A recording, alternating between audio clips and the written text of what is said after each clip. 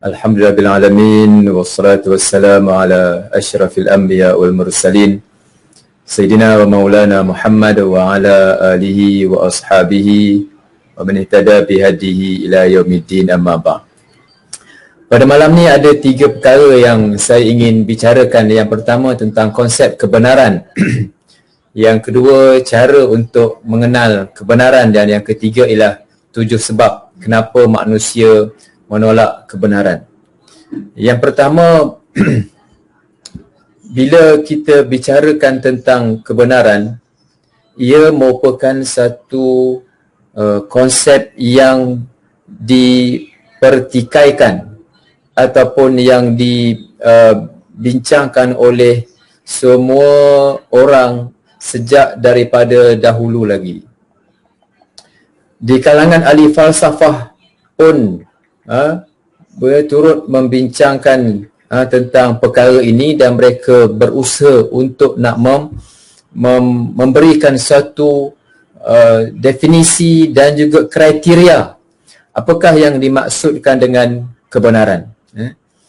Jadi dalam Islam, begitu juga diterima dalam konsep falsafah, ialah kebenaran ini apabila kandungan sesuatu pernyataan itu bersesuaian dengan realiti ataupun fakta. Kandungan satu-satu pernyataan itu bertepatan dengan realiti ataupun fakta.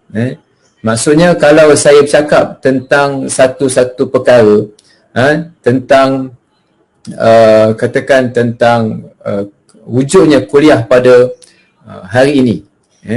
Jadi bila kita sebut kuliah ada pada hari ini bermaksud bahawa benarlah kuliah itu berlaku pada hari ini, dan tak betul kalau ada orang sebut kuliah berlaku pada semalam, kerana realitinya kuliah berada pada hari ini. Ini yang kita sebut sebagai satu-satu maklumat itu bertepatan dengan realiti ataupun fakta yang sebenarnya.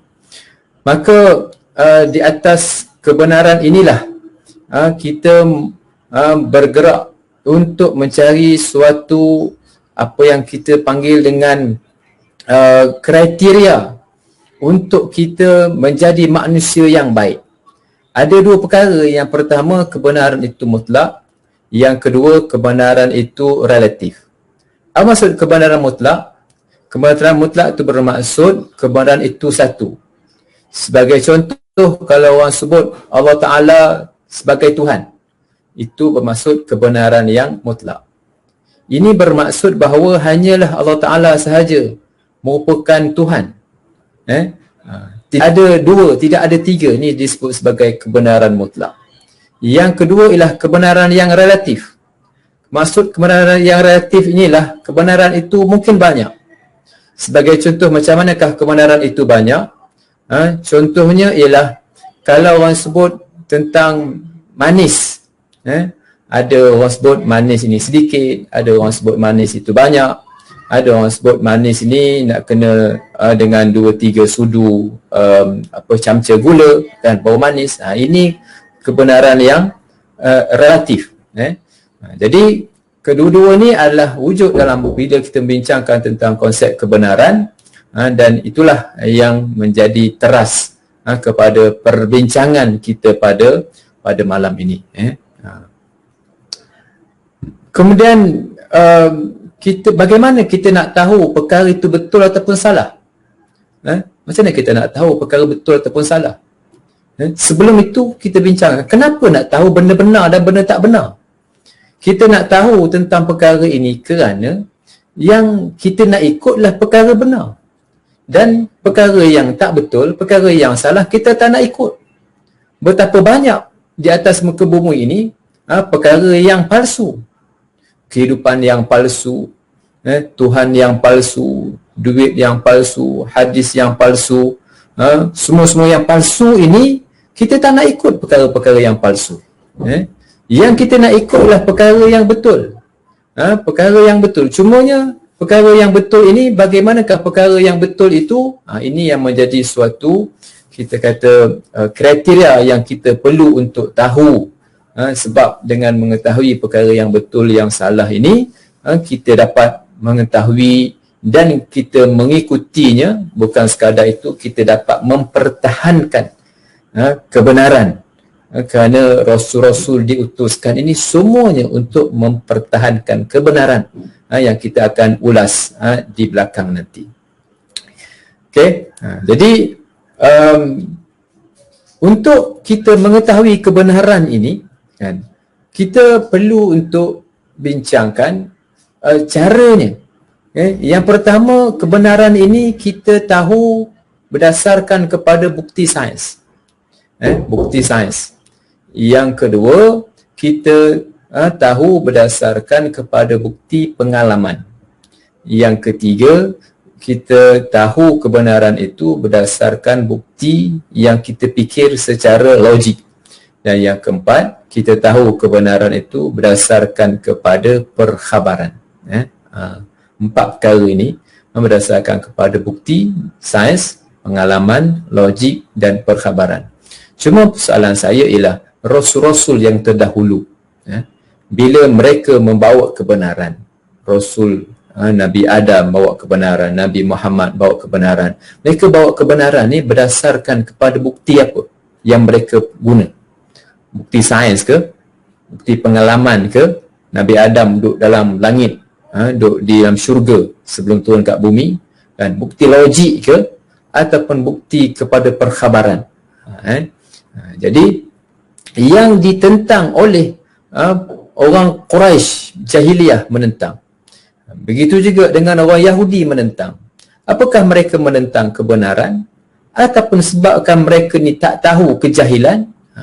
Jadi yang kita akan bicarakan akhir nanti. Sebelum tu kita akan kupas sedikit sebanyak cara untuk mengetahui kebenaran. Yang pertama ialah menerusi bukti sains.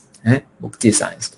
Sains ini dia adalah mengkaji satu perkara yang nampak, yang boleh dikaji dan boleh diuji menerusi alat kajian yang tertentu. Yang biasanya sains ini dia mengkaji perkara-perkara yang nampak lah, perkara yang boleh dilihat. Ini sains. Manakala perkara yang tak nampak, yang tak dapat dilihat, maka sains tidak bincang perkara berkenaan. Sebagai contoh, kalau orang kata dia ni terkena dengan sampuk, kemudian pergi jumpa pergi hospital untuk cek sampuk ke tak dia ni, kan? Maka bila cek, dia kata doktor kata tak jumpa pun sampuk. Sampuk tu apa dia pun dalam bidang doktor pun mungkin doktor tak faham maksud sampuk itu misalnya. Sebab menerusi alat-alat kajian yang ada pada doktor tak jumpa apa yang dimaksudkan dengan sampuk ni. Jadi kan, itu bermakna sains ini mengkaji dalam aspek yang boleh nampak. Contohnya sakit perut. Sakit perut kat mana sakitnya? Kat mana dia punya infectionnya? Macam mana nak ubat? Baru dia boleh tahu ubat berdasarkan kepada bukti-bukti yang nampak. Jadi kan, sains ini mengkaji, walaupun dia mengkaji bukti-bukti yang dah nampak, sebenarnya sains ini mengkaji perkara yang dah berlaku. Sains ini dia tak mengkaji perkara yang akan datang. Kita ambil contoh bagaimana kajian sains. Contohnya ialah, saya bagi ke sini ialah antara kayu sebagai penembat haba, logam sebagai pengalir haba. Macam mana nak tahu? Buat uji kaji lah. Kayu diuji. Kayu ni sebagai penebat. Maksudnya haba lambat untuk mengalir menerusi kayu. Kalau logam, cepat. Kenapa? Sebab sifat logam dia mengalirkan haba. Sifat kayu dia tidak mengalirkan haba. Maka oleh kerana itu dia buat alat-alat kalau nak buat kita kata senduk, menggunakan plastik, menggunakan kayu sebagai penebat. Jadi perkara ini kan, kita nak tahu perkara itu dengan membuat uji kajilah. Uji kajilah, kita menguji. Jadi apapun, sains ini merupakan salah satu daripada alat dan sumber kepada ilmu. Sebab dia buat uji kaji. Islam tidak menolak sains. Betul, Islam menerima sains. Tetapi Islam menganggap dan meletakkan sains ini sebagai mengkaji dalam perkara-perkara yang lalu, tetapi dalam perkara yang akan datang. Perkara hari kiamat. Perkara tentang qada-qadar, benda gaib. Perkara yang dah berlalu, sejarah yang sejarah asal manusia. Kan? Perkara ini walaupun ada kajian sains yang mengkaji tentang artifak lama, kan? Tetapi tidak dapat dibuktikan secara tepat, melainkan perkara berkenaan dilihat daripada sumber-sumber yang lain, sumber wahyu, sumber perkhabaran yang kita akan bicarakan nanti. Jadi sains ini sebagai sumber, dan limitasi kepada sumber sains ialah dia kepada benda nampak. Yang kedua, limitasi kepada perkara yang sekarang dan telah berlaku. Manakala perkara yang tidak berlaku lagi, kita nak berpegang kepada sains ni tak betul, tak tepat. Hari kiamat, kita buat uji kaji sains. Mana boleh. Sebab kiamat ni dalam ilmu wahyu, dalam ilmu perkhabaran. Itu kita tahu tentang ilmu tentang hari kiamat misalnya. Jadi itu yang pertama. Yang kedua, macam mana kita nak tahu perkara yang benar? Menerusi pengalaman kita. Pengalaman kita makan aiskrim, manis. Pengalaman orang makan aiskrim manis, ada yang manis sikit, ada yang manis sangat, ada yang manis biasa-biasa. Kan? Pengalaman orang dalam makan aiskrim, mungkin manis sikit, manis banyak, bergantung kepada pengalaman. Kan? Yang boleh diambil daripada sumber panca indera. Mata yang menengok, aku dah tengok tadi. Ditengok dengan mata, dipegang dengan tangan. Itu sumber-sumber yang kita peroleh menerusi pengalaman dan juga panca indera. Dia sebagai bukti. Tetapi bukti pengalaman ni ada juga limitasinya. Panca indera ada limitasi. Kerana dalam bab yang jauh yang tak dapat dilihat oleh mata, kita tak boleh kata saya dah nampak. Perkara tu jauh sangat. Ataupun perkara yang tak dengar. Kan? Kita tak boleh mendakwa perkara yang kita tak dengar. Ada limitasinya, kita tak dapat nak dengar semua, dapat nak tengok semua, tak boleh. Ada limitasi yang tertentu. Yang ketiga ialah kan, berdasarkan kepada bukti logik. Ini yang disebut sebagai rationalism. Ada kumpulan yang mengagungkan logik. Jadi memang ada pertimbangan kepada logik. Dia kata sebagai contoh, unta nak masuk lubang jarum. Macam mana lubang jarum? Sebab jarum yang difahami ialah jarum tu kecil. Kalau dah jarum tu ikut gambar tu dah besar, lubangnya dah boleh masuk tengkuk ni, bukan orang panggil jarum. Sebab jarum ni untuk jahit baju. Jarum sifatnya kecil. Kan? Kalau orang sebut unta nak masuk lubang jarum, ni perkara yang mustahil. Kalau kita nampak bukti, kita menggunakan logik, sekiranya kita berjumpa dengan satu tapak, tapak kaki yang masih basah di atas lantai, maka otak kita logik untuk kita mengambil suatu kesimpulan bahawa mesti telah ada satu benda yang lalu. Kalau tapak kaki manusia, kita kata memang telah ada manusia yang lalu. Kalau tapak kaki kucing, kita kata akan ada kucing ataupun yang binatang yang seumpama dengannya. Walaupun kita tak nampak, panca indera kita tak nampak, tapi logik kita, menggunakan logik, kita boleh untuk nak mendapatkan dan menyimpulkan satu-satu ilmu dan satu-satu bukti. Jadi walau macam mana pun, logik ini ada dia punya limitasinya. Ada perkara yang tak dapat nak dilogikkan oleh akal. Ada perkara yang boleh dilogikkan dan ada perkara yang tak dapat nak dilogikkan oleh akal manusia. Bukan semua perkara dapat logik dan ada perkara yang tak logik. Jadi perkara ini kan dalam bahasa falsafah barat dipanggil dengan rationalism.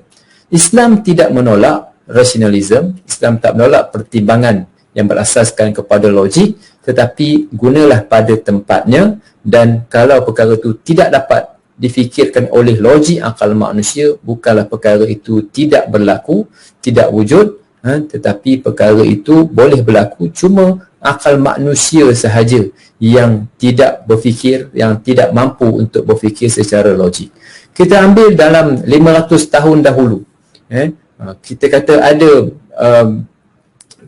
objek yang terbang di atas angkasa. 500 tahun dahulu mungkin orang berfikir macam mana dia kata boleh adanya kapal terbang pada masa itu. Bila kita selepas 500 tahun sekarang ni, kita boleh fikir boleh berlakunya kapal terbang yang boleh terbang jauh di angkasa, laju cepat kan. Pada masa itu tak dapat nak dipikirkan logik, tetapi pada masa sekarang kita boleh fikir sebab kita dah jumpa perkara berkenaan. Apa yang dipikirkan oleh logik pada masa ini, pada masa akan datang belum tentu lagi kan. Kita tak logik, tak logik orang boleh berjalan di atas udara kan pada masa kini. Sekarang lah mungkin akan datang 50 tahun akan datang, mungkin perkara itu tidak mustahil orang boleh bersimpang siur di udara. Baru ni saya tengok satu dokumentari yang orang dipasangkan dengan beg di belakang kan, kemudian ada dia punya turbo ataupun dia punya apa saya nak panggil dah kan, di belakang tu dia punya tong gas kan, yang dia boleh pacu dia punya belakang tu kan, dan dia boleh terbang untuk misi menyelamatkan manusia di gunung. Yang saya lihat baru ni dalam sebulan yang lalu dah ada percubaan untuk manusia terbang berdasar menggunakan dia punya alat di belakangnya. Sekarang ni kita rasa walaupun kita rasa tak mustahil, tapi perkara berkenaan kita nampak macam tak logik lagi, tetapi mungkin 10 tahun akan datang mungkin perkara itu berlaku pada yang boleh berlaku dalam kalangan kita, yang boleh dikomersialkan perkara berkenaan. Itu yang ketiga. Yang keempat ialah perkara yang diterima berdasarkan kepada perkhabaran. Perkhabaran contohnya ialah kita tengok di Mekah, sekarang ni musim PKP, orang tak pergi Mekah, orang limit dah, orang nak pergi menaikkan umrah.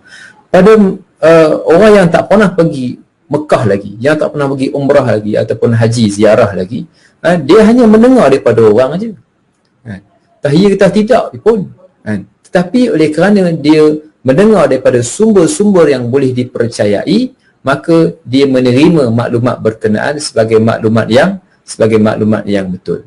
Ini berdasarkan kepada khabaran, sumber yang dipercayai, bukan khabar yang bohong, tapi sumber yang boleh dipercayai. Seperti mana kita dapat berita maklumat daripada kawan, daripada siapa dia kawan bagi tahu, apa yang dia bagi tahu, sekian. Kenapa kita percaya? Sebab dia adalah kawan kita, sumber yang boleh dipercayai. Ringkasnya kita ada 4 sumber ini. Satu, yang pertama yang bersumberkan kepada bukti sains. Saya sebutkan tadi, bukti sains ada limitasinya. Dia perkara yang telah lalu, dia perkara yang nampak. Perkara yang tak nampak, perkara yang akan datang, tidak boleh kita berpegang kepada sains. Seperti mana orang disebutkan bumi ini jadi dengan sendiri. Bumi ini Tuhan yang cipta. Ataupun bumi ini berasaskan kepada teori evolusi. Jadi kita kata perkara ini tak boleh berpegang kepada sains sebab perkara yang telah lalu, akal dan sains tidak dapat untuk menggarap perkara yang telah berlaku sebelum ini, walaupun berdasarkan kepada bukti-bukti yang ada, tapi bukti tentang alam ini, ada manusia yang dulu itu adalah generasi manusia ini, perkara yang kita tidak dapat mengesahkannya, walaupun mereka mendakwa itu adalah manusia zaman batu zaman dulu, tapi kita kata adakah itu manusia? Kerana Al-Quran menyebutkan bahawa inni ja'ilun fil ardi khalifah, dan itulah Adam yang diturunkan ke atas muka bumi ini. Kalau berlaku pun, berlaku memang ada manusia-manusia yang sebelum itu berdasarkan kepada tinggalan sejarah-sejarah yang ada, itu adalah manusia, itu adalah makhluk yang wujud sebelum kedatangan Adam alaihis salam. Bukti kepada pengalaman ada limitasinya, bukti logik ada limitasinya, bukti perkhabaran ada dia punya limitasinya, kerana ada perkhabaran yang betul, ada perkhabaran yang salah, ada orang yang boleh dipercayai dan ada orang yang boleh tidak dipercayai. Namun dalam Islam, kan, di antara semua perkara ini, kan, perkara yang paling dipercayai dalam kita orang Islam ialah berteraskan kepada wahyu. Ia merupakan sumber perkhabaran yang sangat betul. Kenapa wahyu? Kerana wahyu berteraskan kepada Al-Quran. Yang kedua, selepas wahyu, kan, berdasarkan kepada sains. Sains ni kan lebih tepat daripada logik. Ini khilaf lah di kalangan ahli falsafah. Ada yang falsafah yang menyokong empirism, scientism, sains, dan ada yang menyokong tentang rationalism. Itu bergaduh lah di antara dua perkara ni. Tapi Islam boleh terima sains, boleh terima logik dalam ilmu yang sesuai dengan bidang masing-masing. Tetapi sekiranya dia bercanggah dengan wahyu, Islam tak menerima aspek yang bercanggah berkenaan. Sains kalau disebut ada sakit hati, sakit ni, Islam boleh terima. Tapi kalau dia mendakwa esok berlaku hari kiamat, apa asas sains mengatakan sedemikian? Kerana itu adalah ramalan-ramalan sahaja yang perkara yang akan datang ditentukan oleh Tuhan, bukan ditentukan oleh sains. Begitu juga dengan logik. Yang keempat ialah pengalaman, iaitu panca indera. Okey, seterusnya bila kita sebut wahyu ni, kan, wahyu inilah topik yang kita nak bincang. Yang tadi hanyalah satu, kita kata, introduction. Yang keempat, pertama tadi ialah Al-Quran sebagai wahyu dan Al-Quran sebagai sumber kepada kebenaran. Kenapa Al-Quran merupakan sumber kepada kebenaran? Kerana dengan Al-Quran lah kita dapat tahu perkara yang telah lalu, perkara yang sekarang dan juga perkara yang akan datang. Yang kedua, dengan Al-Quran ini dia akan dapat menjawab misi kewujudan manusia di atas muka bumi ini. Apa misi kewujudan manusia di atas muka bumi ini? Daripada mana dia datang, apa dia kena buat dan ke mana dia nak pergi. Ini tiga perkara yang tidak dapat jawab oleh sains, tidak dapat jawab oleh logik, tak dapat jawab oleh pengalaman dan juga panca indera, tapi dijawab oleh Al-Quran. Kerana Al-Quran inilah yang merupakan kitab panduan untuk manusia. Dia menjawab daripada mana manusia datang, apa dia kena buat dan ke mana dia nak pergi. Jadi ini kita kata aspek yang ada dalam Al-Quran, dan sifat Al-Quran itu sebagai mukjizat menyerlahkan bahawa Al-Quran itu sumber kepada kebenaran. Kerana tidak ada manusia yang dapat mencipta Quran, yang dapat membuat satu ayat yang sebanding dengan Al-Quran, walaupun usaha untuk memasukkan Al-Quran itu wujud, dihina, dicaci, cuba dipalsukan, tetapi semua itu berakhir dengan kegagalan. Kita orang Islam berbangga dengan Al-Quran kerana Al-Quran itu merupakan satu-satunya kitab yang dijamin oleh Allah Ta'ala untuk menjaga keasliannya, menjaga pembacaannya sehinggalah pada hari kiamat, dan tidak ada orang yang boleh berusaha, boleh untuk memalsukan Al-Quran, sebagaimana yang Allah Ta'ala sebut, inna nahnu nazzalna dzikra wa inna lahu lahafizun. Rakan-rakan sidang penonton, muslimin muslimat yang dirahmati Allah Subhanahu wa taala. Pada hari ini kita bincang konsep Al-Quran, konsep tauhid, menentukan kebenaran berdasarkan kepada Quran sebagai sumber yang utama. Jadi jangan lupa untuk share video kita pada malam ni kepada rakan-rakan yang lain, kerana penting untuk kita memberikan satu keyakinan tentang hakikat Al-Quran ini, hakikat Islam berasaskan kepada agama tauhid, dan tauhid itulah yang menjadi teras kepada sumber kebenaran. Begitu juga boleh diberikan ruang, dibuka ruang untuk bertanyakan sebarang persoalan yang boleh untuk kita berinteraksi melalui page Gamis yang boleh diajukan insya-Allah. Seterusnya, dalam kita menegakkan kebenaran ini, kebenaran ini suatu perkara yang sukar untuk nak dilaksanakan. Walaupun kita nampak benda betul lah ni, tapi benda betul, walaupun benda betul, tak semua benda betul ni orang boleh terima. Ini hakikat yang perlu nak difahami. Tak semua benda betul yang boleh diikuti. Tak semua benda betul yang manusia ikut. Maaf. Tak semua benda betul manusia ikut. Kita dah buktikan kebenaran. Betul ni, 1+2 ni. Jawapannya 3. Tak semuanya orang ikut kebenaran.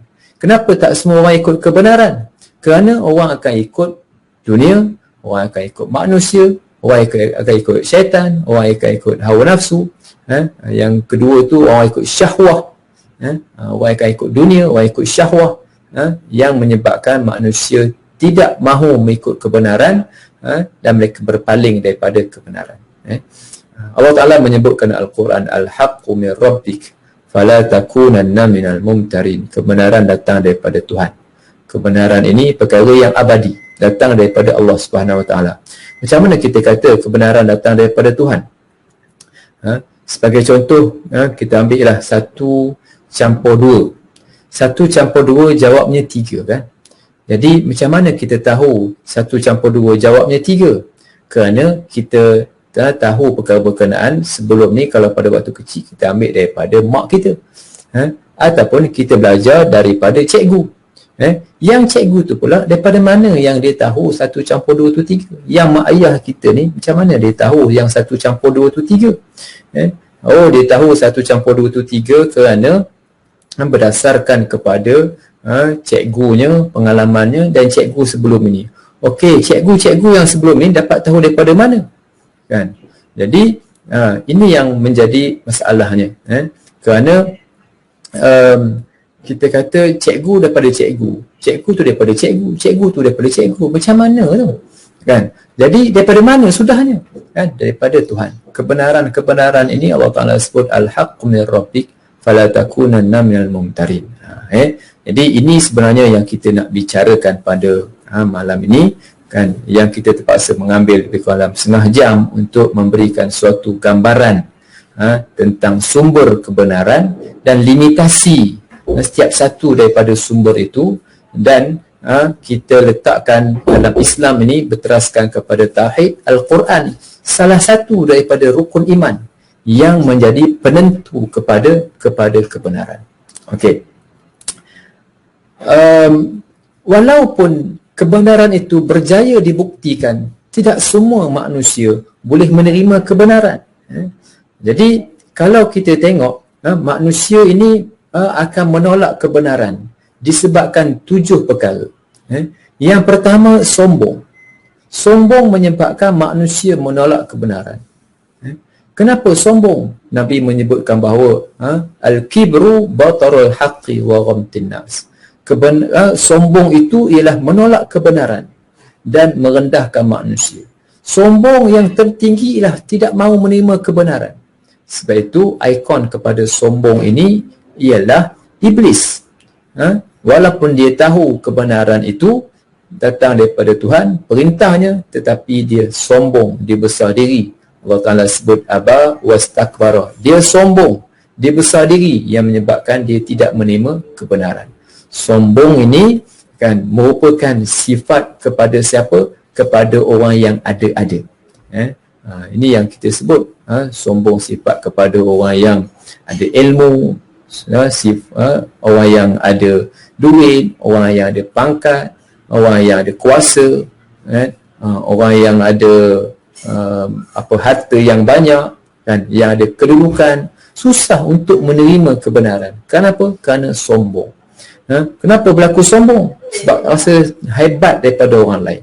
Jadi orang yang merasa haibat daripada kebenaran ini, ikonnya iblis yang tidak menerima arahan dan perintah daripada Allah Subhanahu Wa Taala. betapa ramai orang yang sombong bila diberikan nasihat, tidak mahu menerima. Ayah yang sombong tak mahu menerima nasihat daripada anak, kan? Suami yang sombong tak mahu menerima nasihat daripada isteri, kan? Anak yang sombong tak mahu menerima nasihat daripada mak ayah.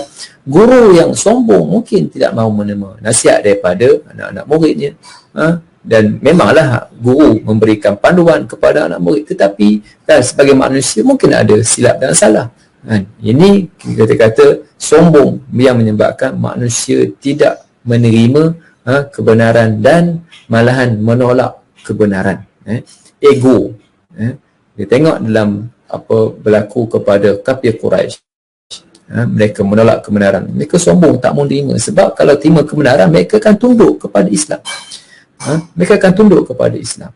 Ini pendapatan mereka akan hilang. Kan? Itu antara yang menyebabkan pembesar-pembesar Quraisy tidak menerima kebenaran, antaranya sombonglah. Itu juga dengan sifat-sifat yang lain. Yang kedua, dengki. Kenapa tak terima kebenaran? Kerana dengki. Siapa boleh dengki?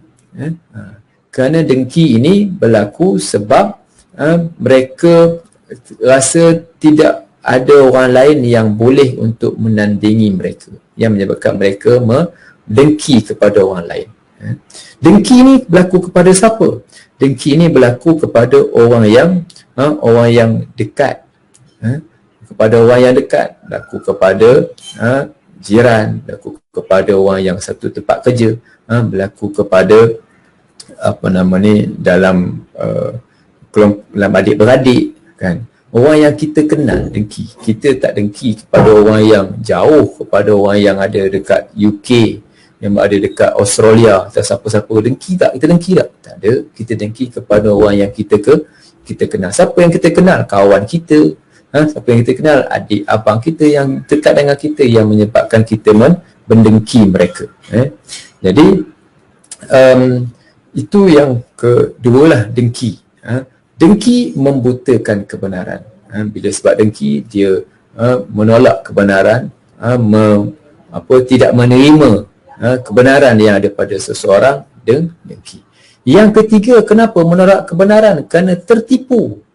Tertipu dengan apa? Tertipu dengan dunia. Dia larut dengan kerjanya, dia larut dengan kehidupannya, sehingga tak jumpa masjid, tak jumpa surau.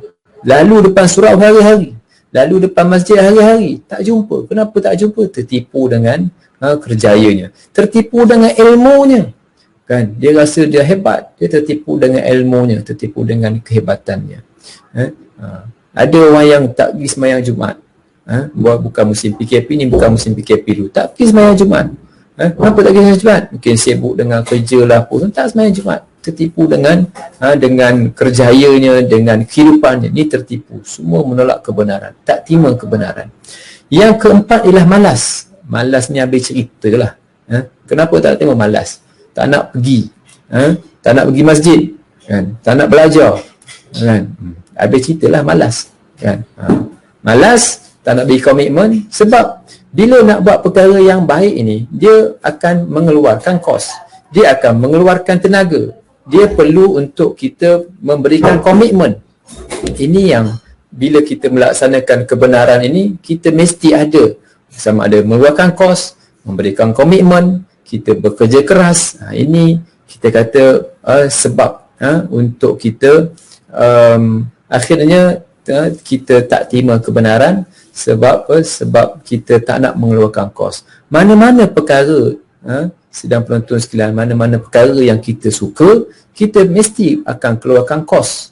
Kita sayang, sayang Elio, sayang anak, kita berikan pakaian, kita berikan makan yang sedap. Sayang isteri, kita berikan perhiasan, kita berikan benda yang dia suka. Sayang suami, sayang ni, suka ni, dia akan kita memberikan komitmen, mengeluarkan kos, mengeluarkan tenaga, kan? Baru tanda kita sayang. Kalau malas, tak sayang, kan? Kereta dia kotor, dia tak basuh, kan? Pakaian dia kotor, compang-camping, malas, maknanya dia tak sayang dengan harta benda yang dia ada. Yang kelima ialah takut ancaman. Bila orang yang melaksanakan kebenaran ini dia akan diuji, akan dimarahi, akan ditentang, akan akan dibuang tempat kerja, akan diancam.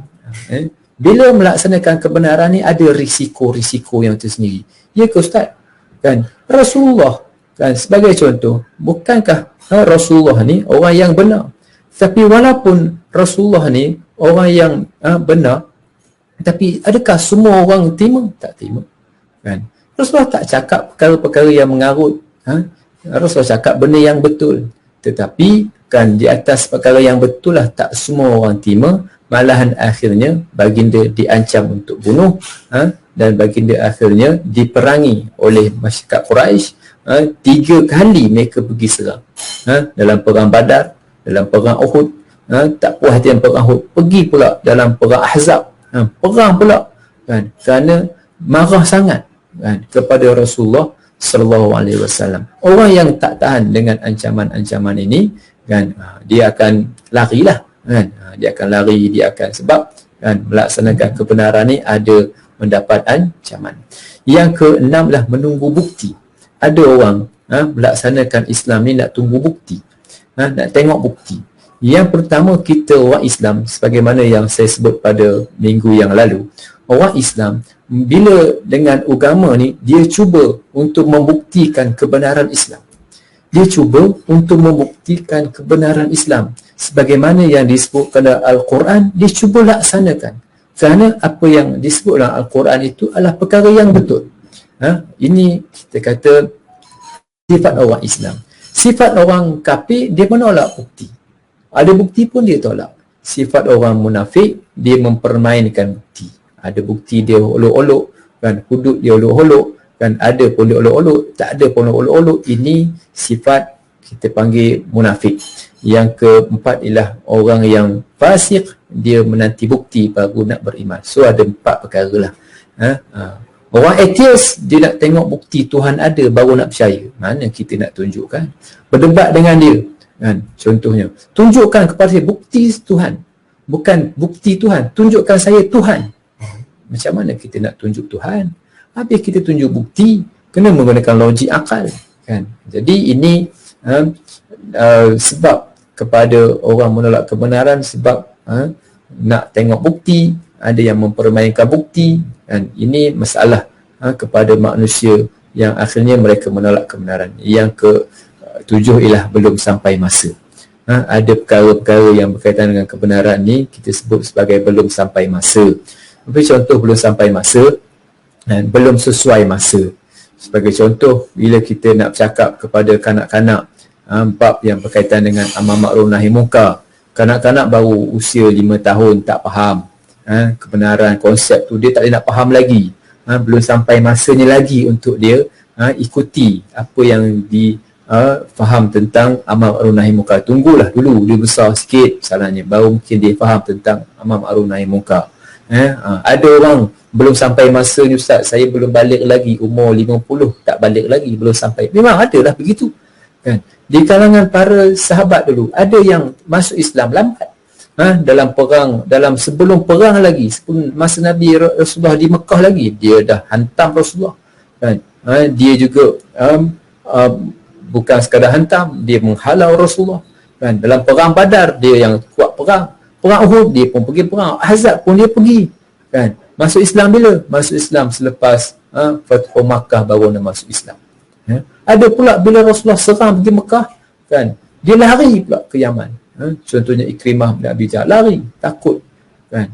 Dia belum sampai masa nak Islam. Jadi usahalah untuk nak mengajak manusia kepada kebenaran. InsyaAllah dia akan diterima, tetapi mengambil masa. Inilah kita kata sebab manusia menolak kebenaran. Jadi perjuangan Rasul alaihi wassalatu wassalam ini adalah perjuangan untuk nak menegakkan kebenaran.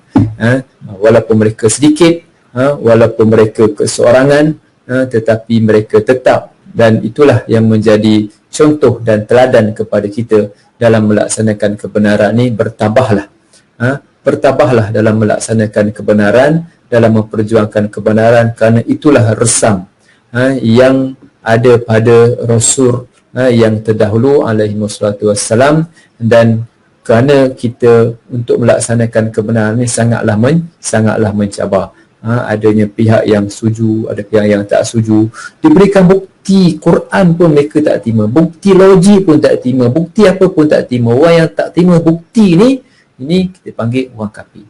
Orang yang menanti bukti, nak tengok bukti macam mana, ini orang tak kuat iman, ini orang fasik. Ada orang memperolok-olokkan bukti, ini orang yang munafik. Orang kita, orang Islam, orang yang beriman, dia cuba untuk melaksanakan, cuba untuk memperjuangkan kebenaran. Jadi kita sedar bahawa perjuangan Rasul yang terdahulu penuh dengan liku-liku dan juga susah payahnya. Begitu jugalah perjuangan kita yang kita berusaha untuk melaksanakan kebenaran ini akan berhadapan dengan cabaran-cabaran berkenaan. Okay? Saya kira itu yang dapat saya kongsikan pada malam ni, dan saya dapati ada beberapa persoalan yang ditimbulkan dalam Facebook. Saya akan cuba memberikan respon terhadap persoalan-persoalan ini. Yang pertama daripada Syafiq Adabi, dia kata, apakah pandangan Ustaz tentang orang yang mengenal Tuhan hanya dengan hati? Mengenal Tuhan ni dengan hati. Kita kata macam mana nak kenal Tuhan dengan hati? Kena kenal Tuhan yang pertama menerusi akal. Yang kedua, bila waktu kecil kan dia berikan logik, kemudian menerusi wahyu. Kedua-dua ni perlu seiring dan sejalan. Akal pun kena ada, wahyu pun kena ada. Pada waktu kecil kan diajar tentang Tuhan, diajar tentang Quran pada waktu kecil. Bila dah besar, tahu dari hati, kita kata tak mungkin. Tahu mesti hati, kalaulah hanya menerusi hati saja tanpa menerusi Quran apa semua ni kan, ikut hati masing-masing. Ni ikut yang sini, yang ni ikut yang sini. So macam mana? Tak boleh menerusi hati, tapi menerusi apa kita panggil menerusi menerusi Quran, menerusi logik akal yang terpandu berdasarkan kepada Al-Quranul Karim. Yang seterusnya ialah apa tadi,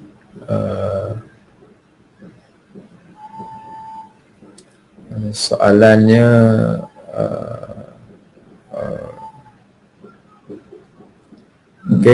Syuhaida Abu Bakar, kebenaran itu sudah sejelas mentari, manusia sekarang payah untuk menerima. Memanglah payah untuk menerima tu mungkin memanglah berlaku. Rasul-rasul pun susah nak terima. Qayyimah Azmi, Assalamualaikum Ustaz, saya ada soalan. Macam mana cara kita nak nasihatkan orang yang selalu menolak kebenaran? Ada ilmu tapi kurang dan selalu nak berbahas dengan orang yang menasihat. Macam mana nak menasihatkan orang yang selalu apa kita panggil menolak kebenaran ini? Yang pertama, kita hendaklah dengan berhikmah. Satu, berhikmah. Hikmah ni konsepnya luas. Berdebat-debat ni kadang-kadang dia tidak dapat memberikan suatu apa yang kita panggil memberikan kefahaman kepada orang lain, ataupun dapat menundukkan dia. Tak dapat kadang-kadang berdebat sebab orang tak nak mengalah. Berdebat ni kadang orang tak nak mengalah. Bila tak nak mengalah macam mana? Kita debat, kita ni dah kan, tak semua orang boleh menerima pandangan kita menerusi debat, tak semua. Sebab itu kadang-kadang kita mengambil sifat mengalah je. Mengalah kan, dan beralah. Bukan bermakna kita kalah, tapi mengalah dan beralah. Sebab kalau kita layan, dia tak akan jadi. Kalau kita menang dengan dia dalam berdebat sekalipun, dia akan cari yang lain. Topik tu dia mungkin kalah, tapi dia akan cari yang lain. Dia susah nak terima. Jadi ini masalah kepada kita, orang yang suka bahas-bahas ni. Kadang-kadang kita layan je lah. Layan je. Kalau kita nak bahas-bahas, nak gaduh-gaduh ke apa semua, kadang dia tidak memberikan impak pun kepada orang tadi, melainkan untuk kita nak memuaskan nafsu kita, dia penuasan kita dapat, kita jawab, kita letih, dia letih, kita buang masa kita. Ini yang kita khawatirkan keberkenaan. Kemudian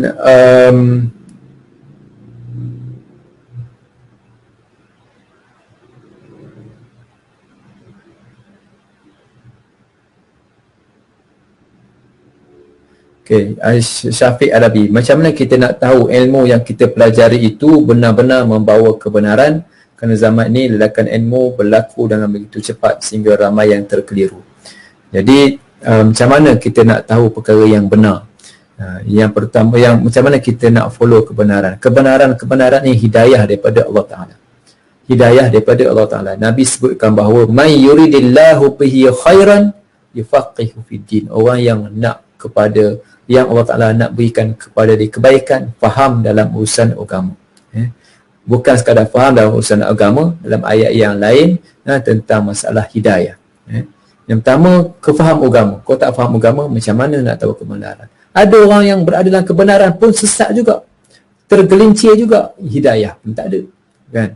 Jadi hidayah, kita setiap hari kita minta supaya kita diberikan hidayah oleh Allah Ta'ala, dan kita minta berlindung daripada disesatkan. Terus mendampingi orang yang disiqahi ilmunya, dipercayai, dipunya kepribadiannya, mendampingi mereka-mereka ini, supaya bila kita mendampingi mereka-mereka ini, insya-Allah kita akan terus terbimbing dan berada di atas jalan yang betul, dan kita minta daripada Allah Ta'ala supaya Allah Ta'ala terus memberikan bimbingan dan taufik dan hidayahnya kepada kita bersama.